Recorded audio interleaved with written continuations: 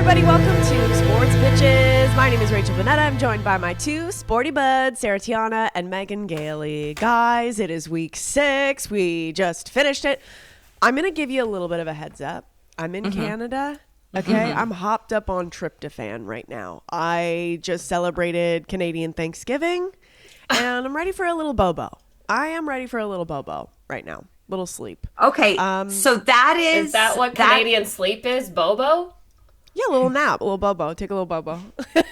tryptophan is medicine you can get in Canada, but not here.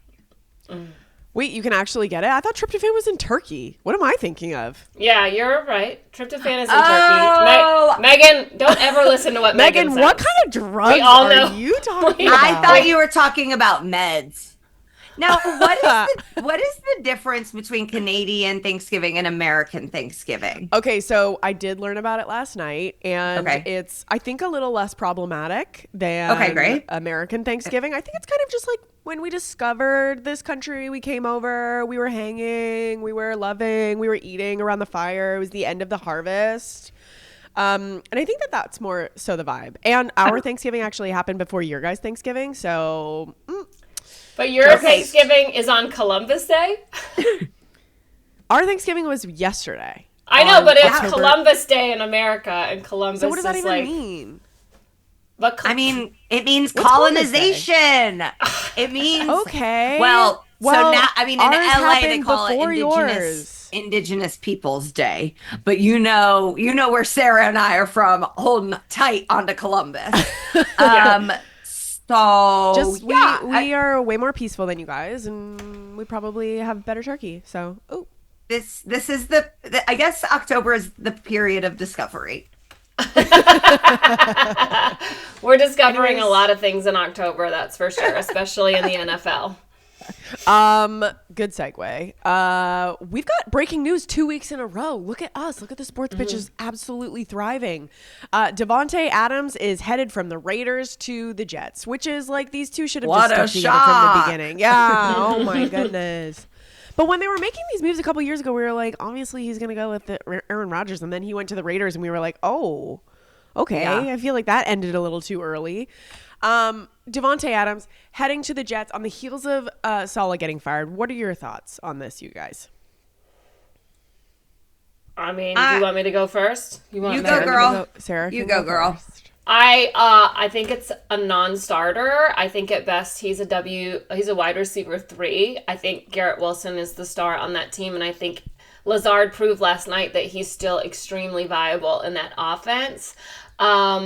I don't know why the Jets would pay the money for. I mean, I think they really only gave up a 3rd round. I haven't heard about what the money is. I thought last night against the Bills, the Jets looked like a completely different team.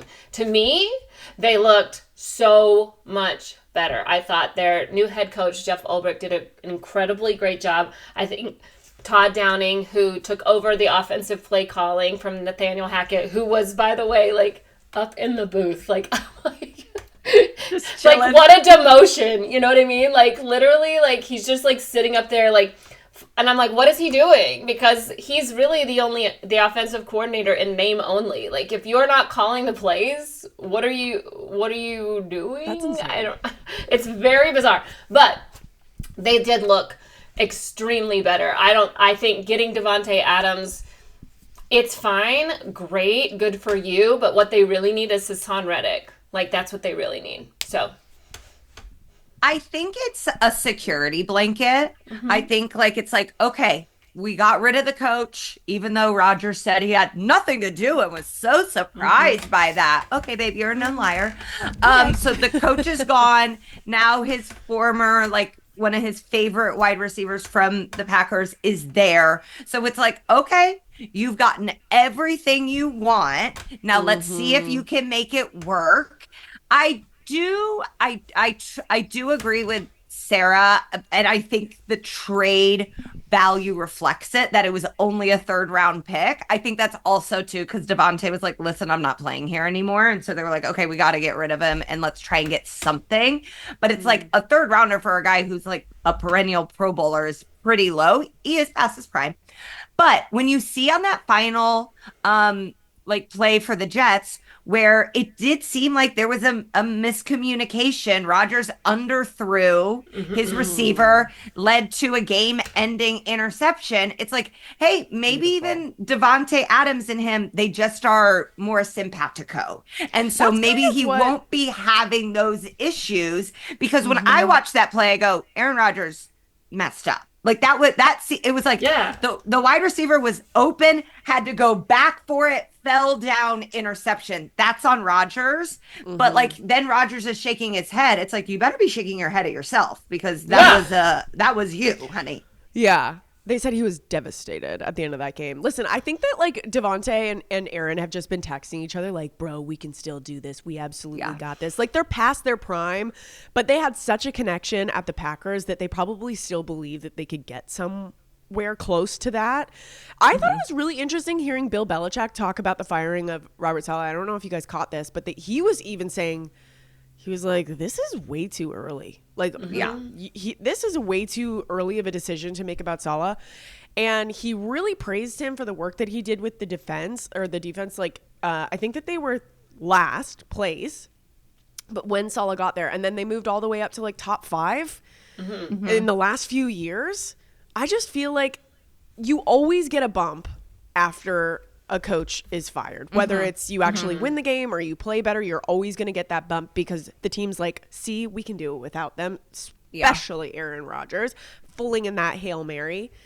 And I think it's just a matter of time before it starts to fall apart. But maybe there is this magic. Maybe there is this magic between Aaron Rodgers and Davante Adams. And that, to be honest, will be a lot of fun. I would love to see the Jets be good. They haven't played together in like 3 years. You know, like but they long played does together that for connection so long and had that connection so strongly that maybe it'll come back. I don't know if it will. I'm interested to find out. So Davante, he was on Receiver, the Netflix show, and they showed his one of his kids having a birthday party and all these kids from his class coming over and being like, there was a mom that was like, wait, what's going on? Like she didn't know like the kid's dad was like a famous NFL player. And when he got traded, I'm like, I wonder if his kids are staying in that class. Like that's what I think. I'm like, I'm like, it's October. Like they probably already have like Halloween plans. Are they staying in Vegas? Are they going to New York? Oh, was there a taco turkeys out of their hands? Yeah. Was there a Taco Bell in his house? No, but I mean, yeah, he's strange because he's so beautiful. Like I think he's an actual hunk and like a good guy. Seems like a great dad. Beautiful. But I'm like, are you the face of Taco Bell? Like that is interesting. Pete Davidson being the face of Taco Bell, I was like, yes. Davante Adams, it's like Davante Adams has like a 44 pack. Like I'm shocked that. Speaking of having a Taco Bell in your house, the new basketball show, I keep on forgetting about what it's called. The new basketball show that's starting 5 on Netflix. Yeah. Will show that Jimmy Butler has a live-in barista in his house. Is that not insane? I would have that. Live there? Then they live in his house too? They show up and they work. And like it's like, you know, when you like go into the Apple offices or the Facebook offices, they have like just a barista hanging out ready to make you a coffee. That's who's at Jimmy Butler's house. Just a barista. I love Jimmy Butler. Butler. It's like, I don't have any skills, but I'd love to live in his house. And maybe get high and say funny things when we're watching TV shows. If you need that, Jimmy, I'm available. I have a live-in chef. I would definitely have a live-in chef. Oh, yeah. You know what I've always wanted? A hibachi table with a chef. Stop. Trash. I would have a live-in bartender to just make me frozen cocktails for the pool. I can do that. I can do that too, Sarah. I would be happy to move into your house. Yeah. Okay. Well, this is gonna be interesting. Who do they? So the Jets play the Steelers this weekend, right? Yes, the Steelers. And breaking news again. Breaking news again, Russell Wilson starting for the Steelers on Sunday against the Jets. And honestly, I think it's the right move because I don't think Fields has looked spectacular. I think the Steelers are spectacular because their defense is spectacular. Their defensive coordinator, Terrell Austin, is like it's just a whiz. And I think that TJ Watt is doing the Lord's work in Pittsburgh. Like, he is literally keeping that team in playoff contention, and their defense is spectacular. It's really giving me vibes of like when Peyton Manning played for Denver and like they won the Super Bowl and like Peyton didn't really have to throw a touchdown. Like, it was just like you could just hand it off. Like, you have Jalen Warren, you have Najee Harris, you have all these great receivers, and you know there's a lot of Georgia boys on that team. So you know, part of me will like the Steelers is like, but only in the way that I like the Eagles for like a couple of their players, but that's it. We're very anti-Steelers and anti-Eagles on this podcast. Yeah. If you guys haven't figured that out. Sorry, Pennsylvania. But like, please vote. Correct. You know, the color of the Colts. Please vote that. I do think like they're paying Justin Fields and Russell Wilson combined like less than what a starting quarterback makes, that it almost seems like they're just gonna sort of like keep switching them in and out to be like, okay, now you get a game, and then if it's not working, they'll be like, oh, Russell Wilson's foot hurt, or like they're just sort of like making stuff Russell up. Wilson's got to go to church today. Sorry. I do like Russell Wilson was a great quarterback, now is not. Justin Fields is a roller coaster. I just find Justin Fields to be much more dynamic, and the fact that he can run and move really opens up the playbook. But if it's not working, I don't know. This would, as a player on the offense, I would be kind of stressed to be like, who's the boss any given week. But like, as Sarah said, it's really not an offensive team. It's a defensive team. I would like to remind everybody that the Indianapolis Colts did beat the Steelers. And even if we don't make the playoffs, I'm going to hold it near and dear to my heart for the rest of my life. I think that. Go ahead, Rachel. It could be another situation. We were just talking about that magic that once was, but I feel like we've just already seen this with Russell Wilson. He went to obviously had a lot of success with the Seahawks, and then went to the Broncos. Broncos country, let's ride. That didn't work, and now he's with the Steelers. One thing that could be happening, though, is Russell Wilson is such a polarizing figure, and he's so interesting that maybe it just took a sec for the team to kind of be cohesive with him as a person in the locker room. Does that make sense? Like, maybe they just needed a second to kind of get to know him and get along with him, and then maybe they're like, okay, things are starting to click in practice. Let's now see what it's like on the field. But it could be another Davante Adams situation. Like, maybe the magic's just gone. I think the magic, I think the story on him was that he was hurt. And it's like, yeah, of course I'm hurt. You know, I'm 38. Like, once you get over 35, you're hurt every single day. So it's like they can say he's hurt to whatever degree. It is interesting that he's polarizing because he's actually such a dork. Like, he's not really doing anything. But that's what I mean. Like, egregious. I just think he's awkward. Like, I just think he's strange. Yeah. He could be really nice, and I've heard he's very generous. And my husband and works Sierra on Cam Hayward's podcast, and you know, it seems like he was very trying to get along with everybody and taking them out for dinners and inviting them over to his house, and I just think he's a bit of a knob. He's weird. I know, and I don't think he leans into being weird enough, but I think maybe there's maybe some like spectrum-y stuff going on. You know what I mean? Like, where it's just like, I don't know how to like, I'm really, really good first at this thing. Spectrum-y but I don't stuff. I don't know how to communicate. Like, I don't know how to make friends. You know, but so funny to me. I think I relate. I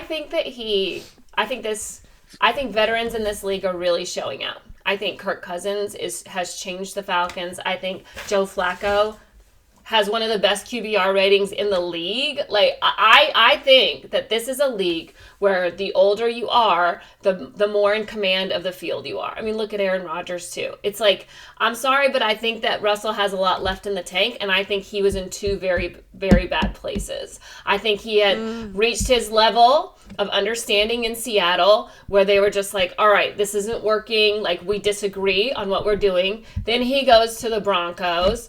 Nathaniel Hackett is there, and then he inherits Sean Payton. They're not on the same page. Hackett, who got, by the way, is so bad, he got demoted by the Jets, okay?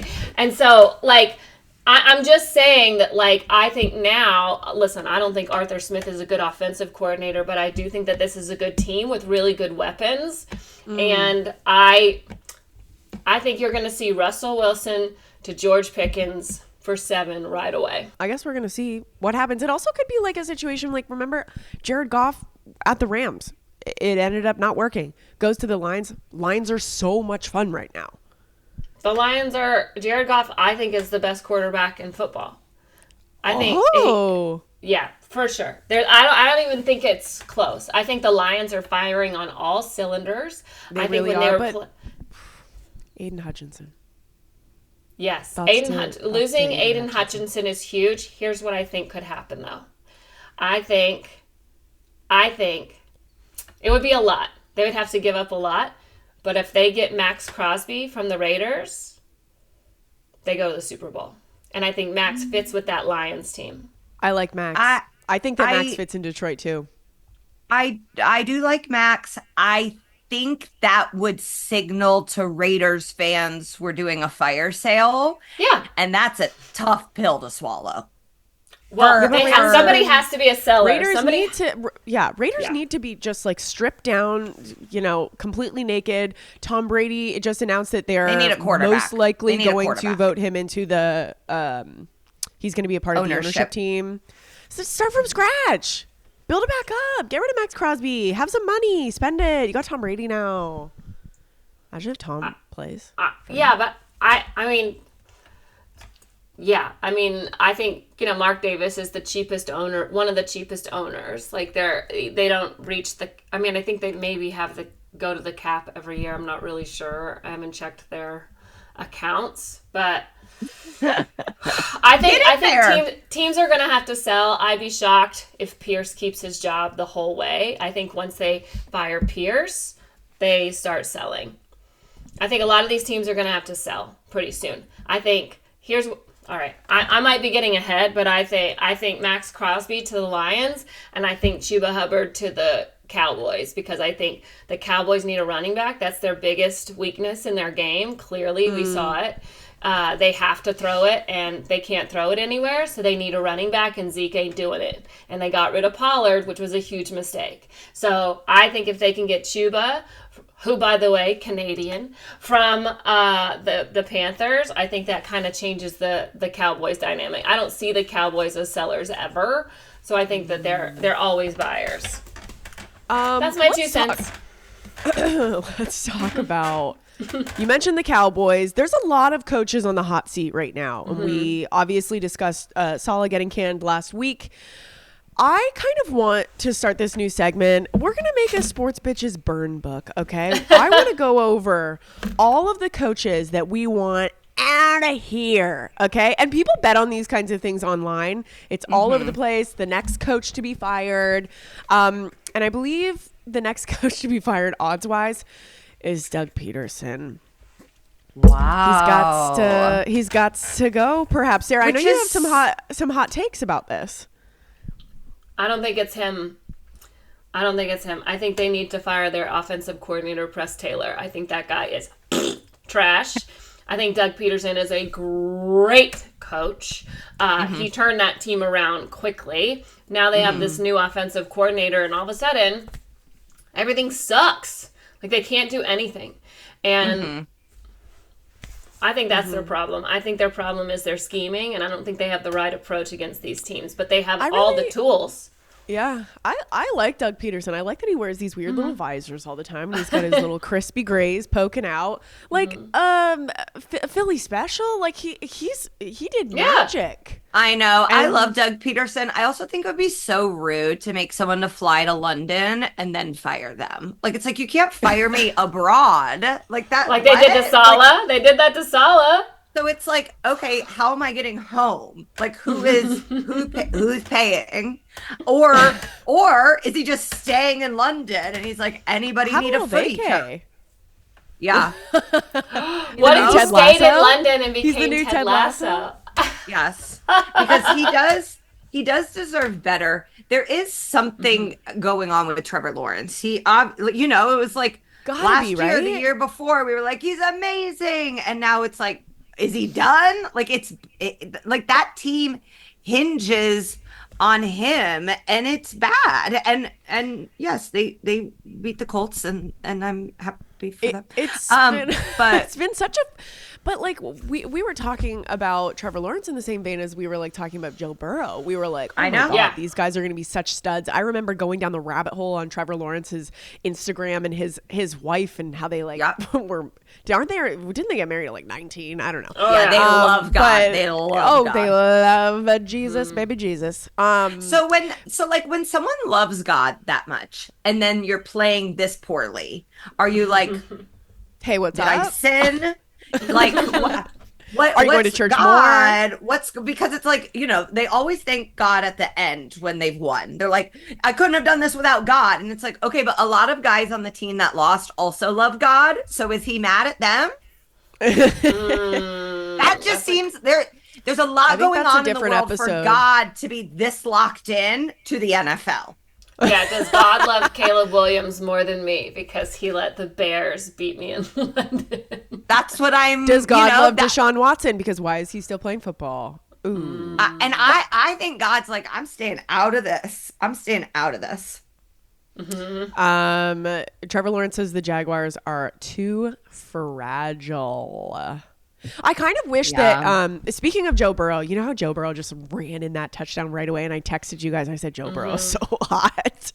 I wish that, like, we saw this a couple weeks ago when Joe Burrow was just like, something's got to change. Something's got to happen. Like, remember he, like, went into the post-game press conference, and he's just like, we need to decide what kind of team we're going to be. And all of us were like, ooh, Joe Burrow's about to put this team on his back.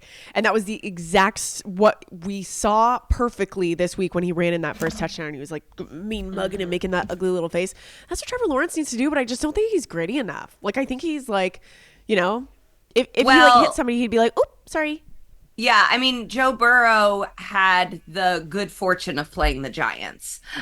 So it's like Trevor Lawrence needs the good fortune of playing the Colts at home 17 games of the year, and he's not going to. So it's like, I think like the Bengals, I'm still very worried about the Bengals. They don't seem good. Like a lot of not at all. It's the same with the Eagles and Sirianni and them being like, we're okay, well, yeah, we won. It's like, you beat the Browns. Like, you do kind of have to consider the source of who you're beating before you say we are back. Now, a lot was made about Nick Sirianni sort of posturing to the crowd afterward because they had been chanting fire Sirianni, which to Eagles fans' credit, that's a tough beat to get on.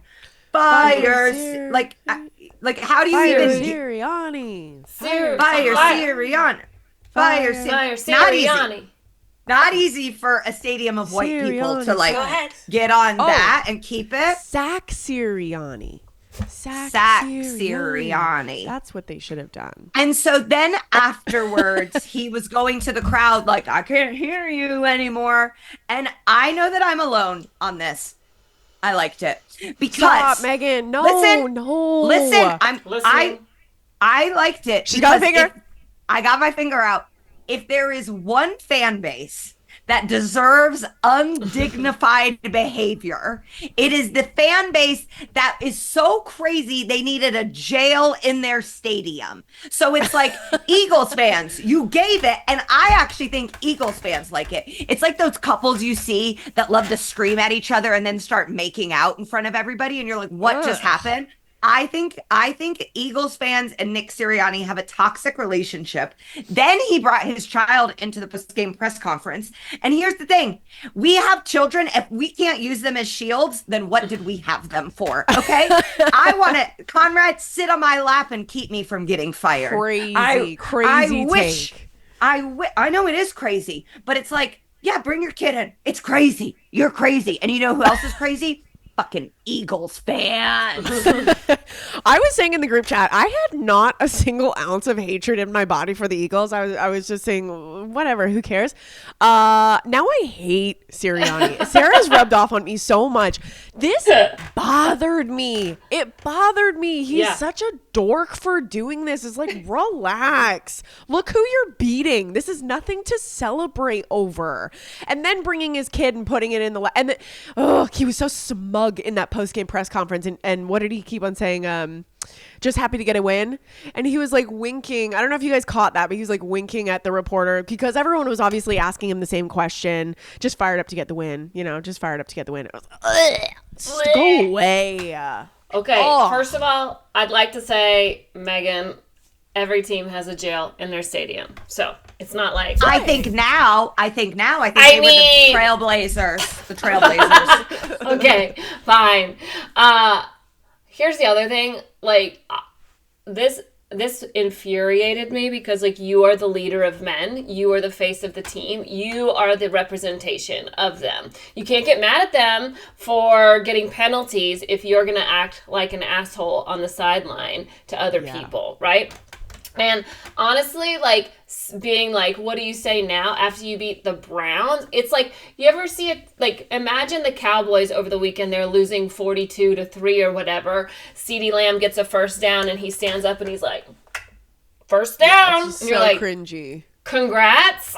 It's like bat flipping when you're losing by 11 runs in Major League Baseball and you hit one home run and now it's 11-1. And then you're like, bat flip. It's like, it's very much just like a me mentality. Like, remember when Sirianni, what did he say after that one game? Like, guess I know how to win football games then, huh? Like, you're the cringiest dork in the league, dude. And some of it too is like, I'm grateful to him for giving us content as a gift. Totally. We do talk about him a lot. It's like a love to hate situation. And the Eagles have the Eagles have the great fortune of this week playing the Giants. So it's like right when teams are like, man, things seem rough, we got a Saquon Barkley revenge game. Yeah. Eddie, buckle up, because I think this Eagles team, have they turned it around? No. Are they chaos? Yes. And I appreciate them because they really like detract from the other. Like, we're talking about Nick Sirianni right now when we actually should be talking about Mike McCarthy, who I was surprised had a job going into this season. He seems like a lovely man. He's obviously a good coach. He has a Super Bowl ring.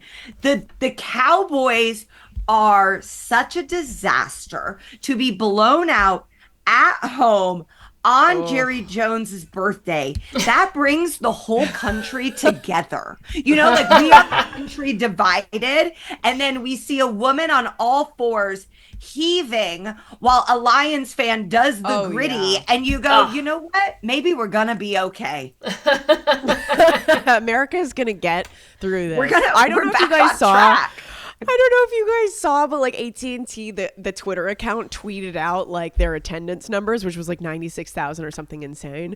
And it was a photo of the stadium and of the big Jumbotron, and they blurred out the score. Blurred it out. Awful. Like it was someone's boobs. They said it's pornographic. Yeah. Yeah, and everything else is absolutely crisp in the photo, but just the score being blurred out. And Lions social team, I'll give it to them. They retweeted it and they were like, "Is something blurred out on this photo? I think this photo is a little bit pixelated." I think Mike McCarthy is going to get fired. I don't. Really? No, Jerry Jones. We've been here so many times. No. I know. We've been in this place. I remember when I was on Lock It In on Fox Sports years ago, we were talking about Mike McCarthy getting fired. It's like, what? The Cowboys still aren't good since then. And Jerry Jones, I believe after the game, he was like surrounded by reporters outside of the locker room. And he's like, I'm not even considering it. I'm not even considering firing Mike McCarthy. Yeah, but he's a liar too. It's like, I'm almost like, okay, Jerry, you just turned 82. We all know memory loss is a part of aging. Do you think you like Mike McCarthy? Like, I'm like, do you remember that they're losing this poorly? they're such an embarrassment. I also think CeeDee Lamb is toxic. I think like the way you saw CeeDee Lamb screaming at Dak, it's like you both just got paid. Like I get that you're frustrated, but like CD, you're not the answer. So like maybe yell at yourself. Yeah, I think Jerry Jones, first of all, is too much of a wuss to fire anybody in the middle of the season. He just doesn't do that. I think Schottenheimer, who is their offensive coordinator, is trash. I think they're definitely they're missing a lot. I think they're mainly missing a running back, and I think that they should leverage everything that they have this offseason and try to get Ben Johnson from the Lions, because that's what they're missing. They're missing an offensive leader because they stack themselves on offense. I mean, they're also missing Micah Parsons, who of course, they have injuries, who would be a game changer, changer in that situation, but there is absolutely nothing you can do against that Lions team. Like, that Lions team is so good on both sides of the ball. And even when they lost Hutchinson in the third quarter, they still continued to hold the Cowboys without him. Like and so to me, that tells me that the Lions also have depth, which I think is really the testament of a team. It's like, if someone goes out, who is playing behind them and who can fill those shoes quickly and stay in the same pace and stay on board. And to me, the Lions are the best at depth. And again, Jared Goff, best quarterback in the league right now. I really feel, you just feel like Aiden Hutchinson was the heart of that defense. He's obviously from Detroit, went to Michigan. Like, it's so storied who he is.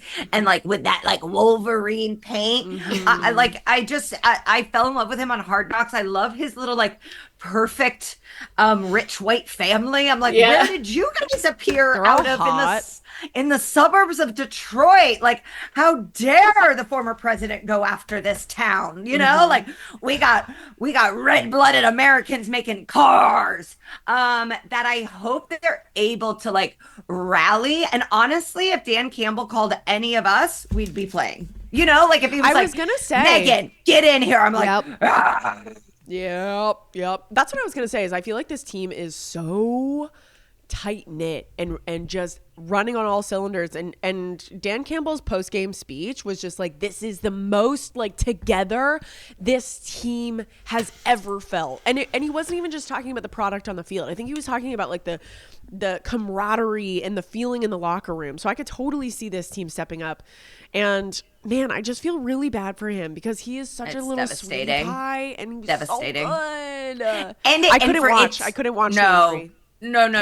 I can't. CJ told me it was Paul George-esque, and I was like, I'm good. You know, like he was like it just seems. Well, Dan Campbell was like, never count him out. It's like, Dan, we're counting him out. I think we can count him out for the rest. He had to have emergency surgery. Oh, they said he might fibia. Or fibula, tibia. There you go, Rach. All that tryptophan is really kicking in. You can get it over the counter. They said that he might be back for the Super Bowl, and I was like, what? He's not coming back. Let Aiden rest. Let him rest. Can we touch on our puking girl for just one beat? I just want to give her, in her defense, I bet it was her first Cowboys game. She got so excited. I think if that's a 1 p.m. game, 1 p.m. kickoff, she's not on all fours puking. I think she was a victim of the NFL schedule. She started drinking too early. That game is at 4:25. You're not going to make it, girl. You got to eat a big breakfast, and you can't do shots. Big breakfast, you can have mixed drinks, you can have beers, you can maybe have one Fireball, but you can't be ripping them, girl, not for a 4:25 kickoff. Fireball will get you, though. Fireball will get you. I bet she went tailgating in the heat. Oh, it's 99 degrees in Dallas yesterday. You're drinking in the heat. You're eating a variety of things. You're drinking whatever's handed to you. It's like... It's 99 degrees and White Claw ain't the answer. You know what I mean? I think I saw bits of hot dog in that throw up. I mean, shout out to the hero holding her hair. Yeah. You know? Sports pitch of the week, perhaps. Contender. Yeah, that is. Is the Sports guy pitch of the week. holding her Holding that hair. Yeah. That's a good friend. Do you guys have any good day drinking stories? Because I have a gnarly one. I went to Montreal for a Toronto FC game, which is a team that I used to work for when I started in sports. And all of us were there. Like everyone from ticketing and the coaching staff, yeah. everyone went to Montreal to travel for this game. Party. And I think we lost or whatever. And then the next day we all slept over. We all like stayed in hotels. And then the next morning we were all taking the train back. And it was St. Patrick's Day in Montreal, which is like the whole city is shut down. So we wake up first thing in the morning. I'm taking shots of Jameson. I've never had Jameson in my life. I'm throwing it back. I'm drinking beers. I'm like, painted green. And then we are racing to catch our train because we stayed downtown Montreal for too long. And I was like so broke at the time that I was packing my lunches like for overnight. So I packed a lunch the previous day so that I could have it on the way back. And I'm sitting on the train, bombed, wasted. The train's rocking back and forth. And also this train's filled with Toronto FC fans also. And I'm like the face of the team. And I open up my little lunch pail and there's only one thing in it. And it's unfortunately boiled eggs. Oh! And I have to eat. I have to have something in my stomach. So I eat these boiled eggs. And the guys from ticketing are On the train? sitting next to me. And they're all watching like, oh my God, Yeah. just everything stinks. But I'm just housing. I'm putting a little salt and pepper packet on it. I'm just housing these. Literally, I don't even think 5 minutes later, I'm in the train bathroom throwing up. Ew, rocking. And I It puked stinks so hard, in and it. I was just, you're just like so sick that you're just like, up against the wall, and no one else could use the bathroom because I was puking in it. And then I got out, and that's- everyone was like looking at me, and the ticketing guys were like, hey, those guys know that you work for Toronto Suits, and maybe like, I don't know, cool it. And I was like, no. And that's like not a floor that you can sit down on. Oh, I sat down, and I laid down. I made Because you need that. best. You need need that the cool. cold on your face. I know. Yeah. Oof. So that's my day I- drinking story. I I've got- never gone that hard yeah. since. I got so day drunk one time. I was really young and like early experiences, like new to drinking, like no clue. You know, I was such a good girl growing up. I like just never touched it. And I'm like really all for the first time. And then I was so wasted. Someone handed me a bong and I don't know what a bong, like I've never like smoked weed or certainly never out of a bong. no. And I thought it was a drink and I just went, No. and all the bong water just went all over me. Sarah, that's I the smelled nastiest thing I've ever So heard. bad. Yeah, so at least that didn't do it. Yeah. Wasn't great. But I did need water, so like that was probably probably helped a little bit. Oh, that's making me gag. I know. Meg, My mom's talk gonna be back. so What do you got? disappointed into me when she listens to this. That's disgusting. Megan? Meg, you got a good Oh, one? I mean, of course. Megan was Like, in a sorority, so she's like, hold on, I'm trying to pick one. I went to a Big Ten school. I mean, Purdue is famous for Breakfast Club, which is you wear a costume and you go to the bars. The bars open at 6 a.m. on football Saturdays. Yes. Luckily, I was usually working. I worked in sports then even. And so I once brought my dad. It was dad's weekend, and my dad almost got arrested multiple times. And my dad for Breakfast Club dressed up as Kiss and brought with the other dads, brought his guitar and an amplifier and was playing songs. Was he and busking? then I bring him into the press box, and like you guys have you can't cheer in a press box. People are in there doing work. You're not supposed doing to. work. And so we're in there. I bring him in, and he's like, I'm like, Dad. Oh my goodness. Oh my god. We used to But like, did you very Go ahead. proud of my dad at 18 months sober. Very proud of There him. we go. There we go. They used to have all these crazy drinking things at school. It was like Oh. like $1, like whatever container you brought in, they would fill with beer, but you had to drink out of that. and it was like $1 or something for them to fill it up. And I remember my friend Jason Tebow, we didn't go to the same school, but he told me this story that he brought a crock pot. So he's like having to carry around a crock with the cord and like drink from because you have to drink, like you can't like not like pour it into something else. That's so funny. The only time I ever like actually got alcohol poisoning was spring break day drinking.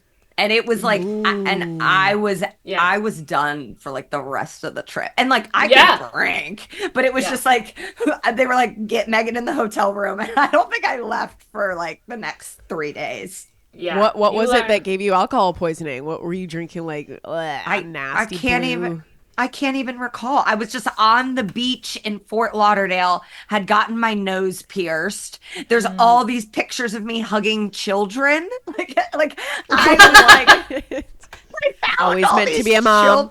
Yeah, I was a disaster. And thank God you've got like the hottest bod of your life, because it's like when I'm because I'm going to day drink in like the next few weeks. I already have it on my calendar for our friend Caroline's birthday. We're going brunching. But it's like now I need to go home like I can have 3 drinks during the day, and that's probably max. And then I'm going to take a nap mimosas. and like I hope my husband is still with me. Because, oh boy. Well, gross. you know, so our point is we've all been there. Girl puking We've been there. on the ground. Oh, well, I felt for her. her. Yeah, you know and also not the worst thing that happened at that stadium, by the way. No. Also, not the worst fan this weekend. Oh, right. Good segue. Oh my God. I'm sure everyone has seen this. Meg, you set it up. So there is a Ravens fan, a blonde white boy, video of him after the Ravens win, I need to add. So you should be feeling happy. You should be feeling joyous. Your heart should be filled with love. Like storming the streets going, I'm going to fight any Commanders fan I see, and just rolling up on guys like who are just like turn to see what's going on and then immediately punching them. And the internet knocked one out too. Oh yeah. Multiple guys, really bad assault. Cause this guy is big. And he went after little guy, I'm going to go after any Commanders fan I find. Okay, you picked the 2 that are 5'4". That's real big of you. The internet did what the internet does when the internet is being its best. They immediately found this guy's name. There are stories coming out about him from going to Baltimore private schools. Apparently, as a rich dad, was thrown out of 3 private schools, which is very hard to do when your parents are paying for you to go to school there. They usually like money. Thrown out of 3 private schools, got thrown out of one of them for putting his balls on a kid who was special needs. And now everyone was able to track down his employer, including our very own Sarah Tiana. Sarah, what did you do yesterday? Well, I tried contacting his insurance company in Maryland that he works for. Their website went down because of the overloading of comments. He had to take down all his information on Facebook. So I found his mom and his grandmother on Facebook, but I did not message them because I feel like as a mother, when like if your son does something horrific, you're like, it's already bad. Like no one can punish her more than she will punish him. So I'm like, she knows, because she took down all of her information. I could not find his father because that was who I was really gonna go after. Yeah, because that's the real villain. The rich dad. I could not find his father. A couple people named his father, and then I looked for him and I could not find him. And then the kid, Jack, he like took down all of his like information, but all of the posts from the insurance company that he worked for on Facebook and his own post had like 400 comments immediately. Like this guy has 500 friends on Facebook, so you would not have 400 comments. And like one of them is always his uncle, who like clearly did it like 4 months ago when the post happened. So anyway, every post from like, and then all the comments on the Yelp reviews of the insurance company were, if I get your insurance, will it protect me from your employees? Like those kinds of comments. Like, I love it when the internet bands together and Yes. holds people accountable. Yeah. This man should be in jail. He's going to jail. He's Right? going to jail. I Yeah. heard 8 years. He could get up to 8 years. He won't. He has a rich dad. So this is probably the first time he's faced any consequences in his life that he's been a terrible person throughout. I was saying, I hope the Ravens ban him. Like, I hope he's not allowed to go to Ravens games. CJ goes, I think they should let the biggest Ravens player punch him. I would love for Roquan Smith to do some business because Roquan is my Georgia boy. Like he, I don't know. I think Baker Mayfield still has injuries from what Roquan did to him in the Rose Bowl. So I would love for Roquan Smith to be able to tackle him. Yes, and the other thing is, like, why are you going after Commanders fans? Like, haven't they suffered enough? Like, this poor fan base who has never had anything to cheer for. You beat them, which you shouldn't have. You know, Jaden, it was such a good game. It was a very, very, very good game. It was a great game. And it's only going to get better through the years. So I hope this guy never gets to watch his team play again. And I hope the team says, and I hope Lamar Jackson says, don't ever wear my jersey because you've ruined it. Was he in a Lamar Jackson jersey? Was that what he was wearing? In a number 8 jersey. Shocking. Yeah. I will say what was really cool is all the Ravens fans being like, this is not us. This is not in any way what we represent. Like they were trashing him just as much as everybody else, obviously, because he's a dirtbag and he should be in jail. But it felt really like evil. And just it was I could only watch it once because seeing the look on those guys' faces of like somebody coming and assaulting them, attacking them. There was no altercation. There was no conversation beforehand that like made it heightened. This guy was like hunting. Yes. Yeah. It felt like Joker. Like it did feel like an unsettling film. Yes. Yeah. I mean, there were like reports online that like those guys were talking trash, and I'm like, those guys, they were just like clearly walked out of nowhere. It didn't look like they were like paying their toll. Yeah, they were paying the meter. Yes, the meter. They were like just standing next to their car. Yeah, I think it's also that this guy looks like a villain. Like he looks like every bad guy in a karate movie where you're like, he's 6'3" and blonde and he has a face that everyone wants to punch. So the fact that he got to punch somebody is so gross. Yeah. Also, I hate that after he punched them, he was like flexing his arm like, I never lose. Like, well, you're about you lost, honey. You lost. I can't wait to follow this story. Also, I love Sleuth Sarah. I love when Sarah just really cracks down on a case. Well, she my comes next up for air he's 2 days later. He switched colleges twice, so my next move is to email the dean of his new college. Beautiful. 3 private schools, 3 colleges. Mm-hmm. I mean, God. You never lose. Okay, guys, something else. Do we feel good about football? Is there anything, any other pressing conversations we need to have about football? Okay. So here's the thing. You guys both love baseball. Sarah, you're a full certified baseball sicko. Meg, you are absolutely loving the Dodgers. I think that I gotta say baseball is my least favorite sport. Love to sit in the stands with a cold beer and suntan while watching live baseball. I do really enjoy that pastime.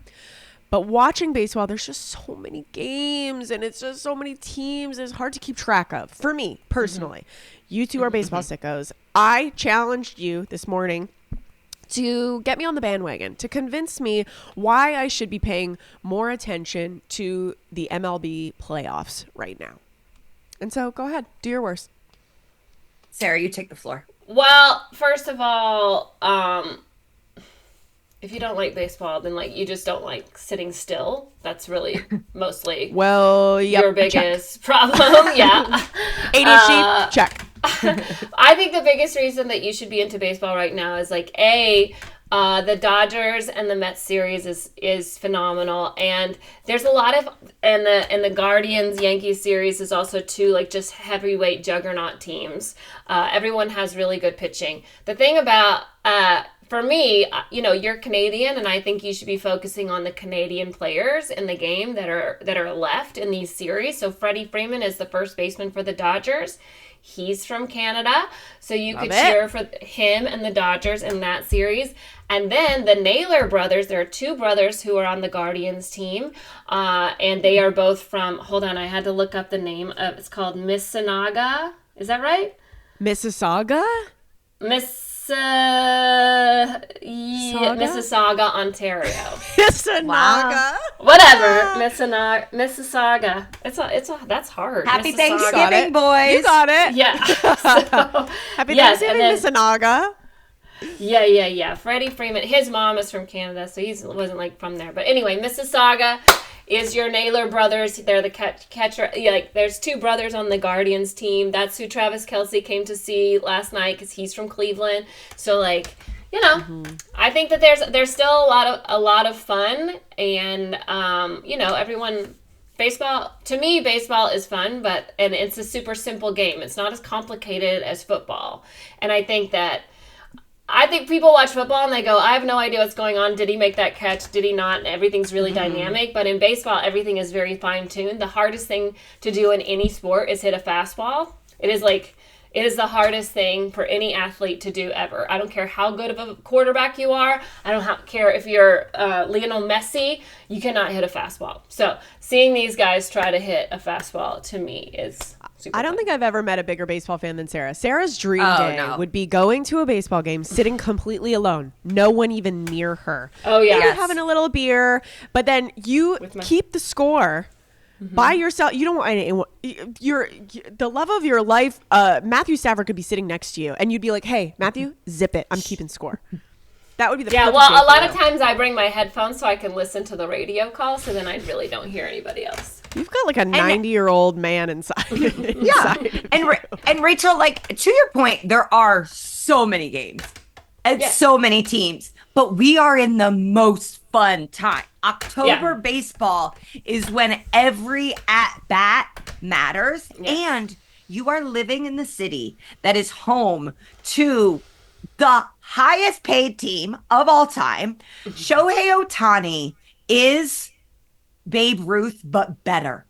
He's 6'4", Japanese, an absolute gorgeous hunk. He seems kind, and the thing that you're gonna love the most, he is obsessed with his dog. Obsessed with his dog. His cleats have a picture of his dog on them. His dog threw out the first pitch at a Dodgers game. Actually threw a really good pitch. Shohei is a Disney prince come to life. He is just so wonderful. I think he's so good for the game. I see these comments that are like, his friend went to jail. Good. Okay, that means he's a real athlete. You got to have a fall guy if you want to be a legend. And he found a fall guy. I don't think he was involved. I don't think Shohei Ohtani has done a bad thing in his life. No. And I sent you guys a video of my sweet Asian son watching an incredible Asian athlete. CJ was like, I cried when Jeremy Lin played, and he wasn't even that good. Now, my son is growing up 10 minutes from where the greatest Asian athlete of all time is. And I think it has just changed what people believe is possible for them in the way that Serena and Venus did for tennis. So it's feel good. It's so incredible. And the Yankees are the Yankees, and Aaron Judge is amazing. The Guardians have great guys. The Mets have been stinky forever. Looked like they were a disaster this season, and were able to turn it around. So it's actually 4 teams, even though 2 of them are sort of the bad guys of baseball, that you go, they have really good guys on it. Who's the bad guys? The Dodgers and the Yankees. Just because they're just because they spent.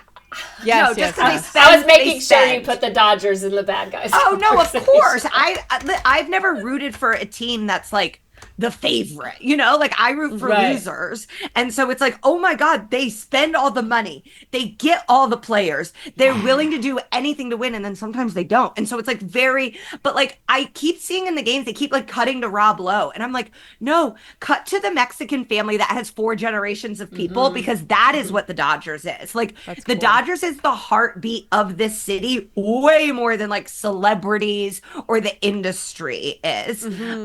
Which brings me to, instead of, we had our sports bitch of the week, which was the friend holding back the drunk girl's hair.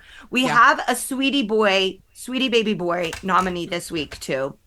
This story has been going on for longer than we want it to be, but Freddie Freeman, who Sarah talked about, his 3-year-old son Max, has been suffering from a neurological disease that causes paralysis. They thought he would maybe not be able to walk again. He's walking. He has made so much progress, and the Dodgers and baseball at large have like rallied around him.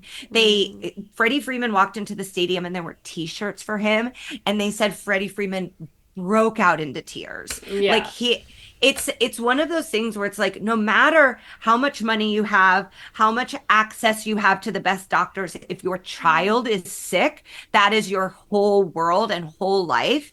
And I think him and his wife seem like such amazing people, such great parents.